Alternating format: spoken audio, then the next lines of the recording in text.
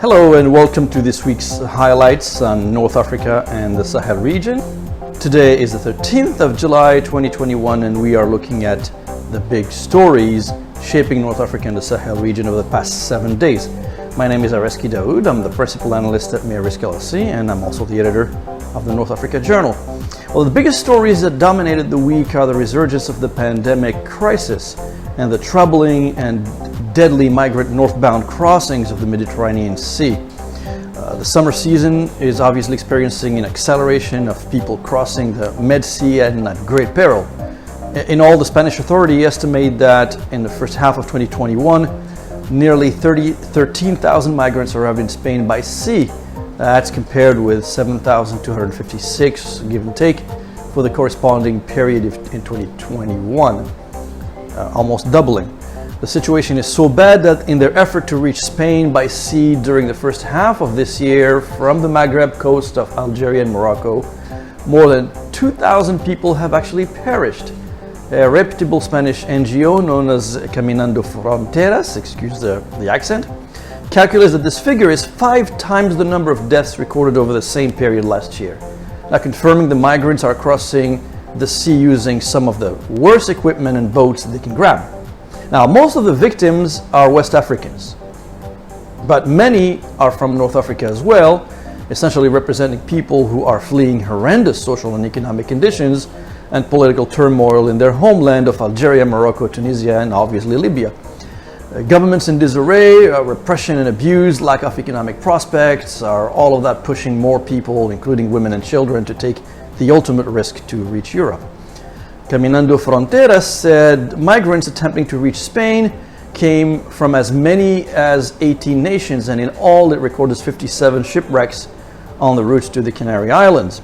These figures are not just specific to migrant traffics on the Mediterranean Sea, but also include African migrants who travel along the Atlantic Ocean or the Atlantic coast as well.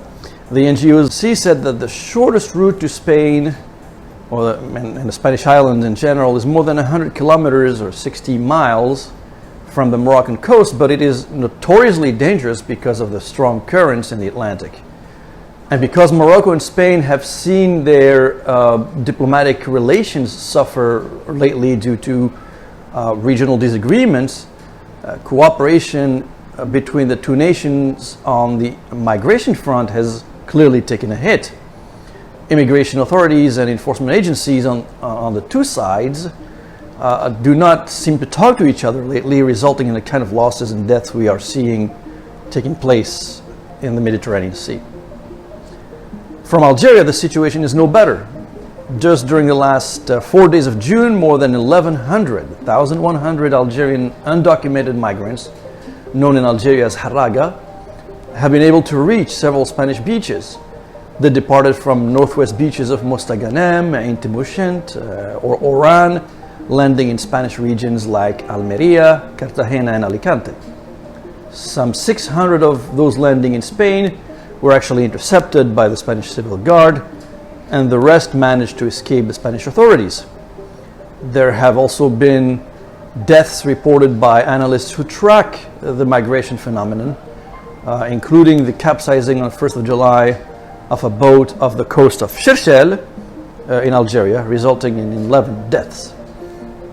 Now, further east and across from Italy, the situation is as bad. Just this week, more than 60 migrants drowned after their 2 boats sank off the coast of Sfax in Tunisia.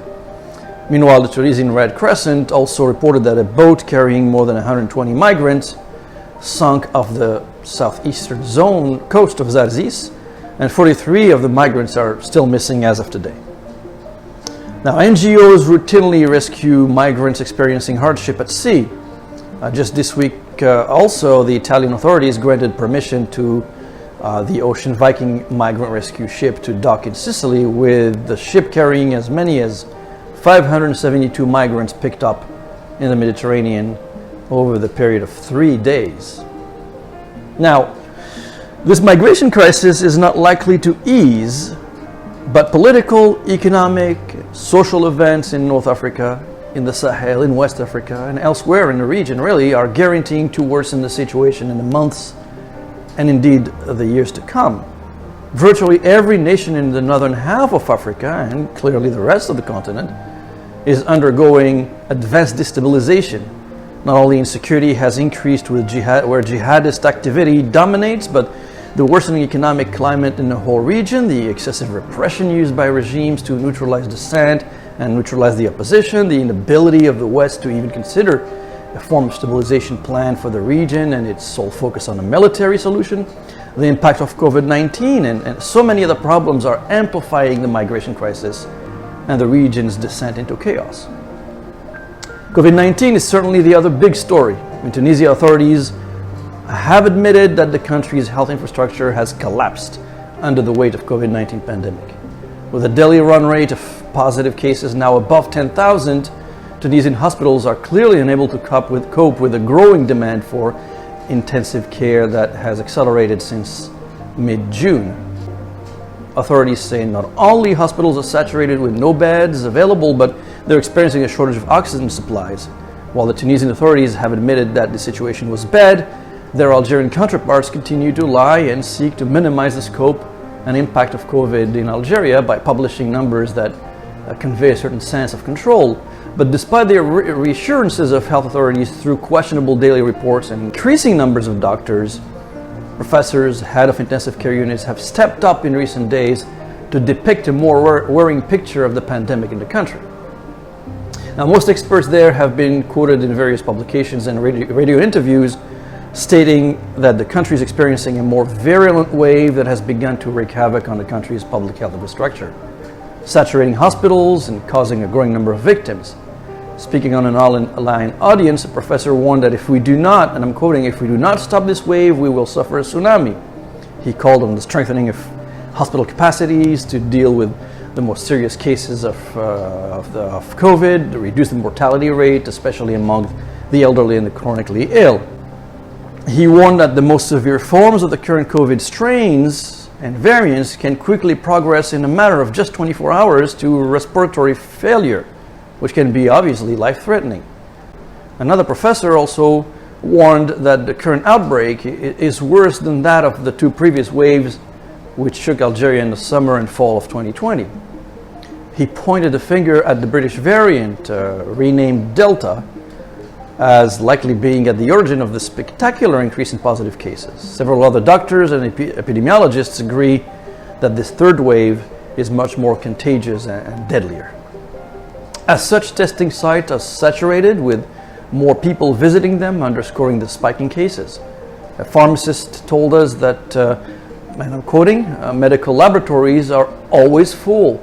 General practitioners are stormed, pharmacies too. This is evidence of an upsurge in the epidemic, said this medical experts who believes that the figures released by the government do not really reflect the reality. This upward trend in infections was predictable, note epidemiologists and infectious disease specialists, in view of the total easing of the preventive measures enacted in the early stages of the pandemic. Quote here, the reassuring narrative of the authorities regarding the stability of the pandemic in Algeria has greatly contributed to seeing irresponsible behavior. The resumption of family gatherings, including weddings and other gatherings, have all led to the dreadful third wave, says an epidemiologist. In Libya, the coronavirus has also been spiking, with authorities reporting record numbers of positive cases.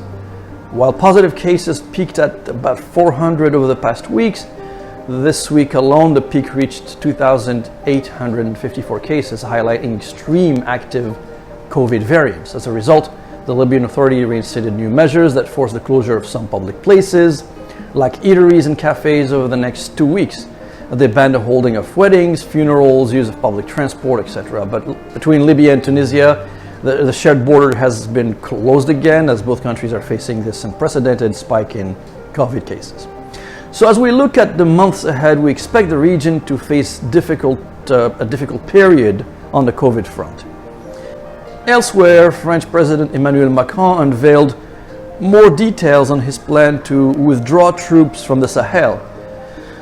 The first bases to close are those located in northern Mali, which should be closed before the end of the year, according to the French government. And news came after a confirmed report last month that Algeria's top military chief, General Saïd Changriha, visited France, likely to discuss an Algerian contribution to securing the northern Mali. Obviously, with Algeria sharing a border with northern Mali, there is in northern Niger, there's a strong likelihood that security in northern Mali could pivot to the Algerians somehow. France has 5,100 troops in its Barkhane forces in the Sahel, with the alleged intention of helping secure Sahel nations. We now know that securing the Sahel never happened, as the whole region continues to collapse under our own eyes. The decision is not an easy one for President Macron and for France in general, considering that Barkhane is some 8 years old. France is clearly seeing its influence in the region challenged by geopolitics, including the Russians working to buy more influence in Africa. But the troop withdrawal will probably encourage insurgent groups in Mali, Niger, Chad, Burkina Faso, but also in Ivory Coast and Benin to stage more attacks on those countries.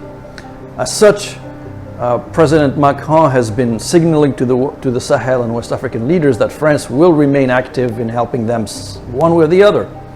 How will this take place remains sort of the billion-dollar question. Finally, if your organization is operating in the regions where we operate, MEA Risk in particular, or you're traveling there, we have a critical incident awareness and notification system that leverages mobile and GPS technology to keep you aware of what's going on around you and around your employees. Get in touch with us to sign up, or just visit shield-alert.com. That's shield-alert.com. Until our next talk, thank you very much and goodbye.